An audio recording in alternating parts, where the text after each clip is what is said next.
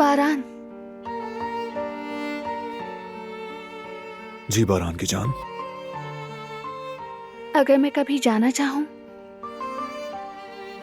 तो क्या तुम मुझे रोक लोगे? हमेशा रोका है, बाद में भी रोक लूंगा।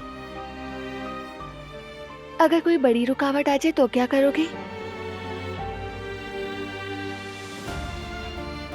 दिलान, हमने पहले भी कितनी रुकावटें पार की हैं। हर मोहब्बत के आखिर में बिछड़ना क्यों लिख दिया जाता है?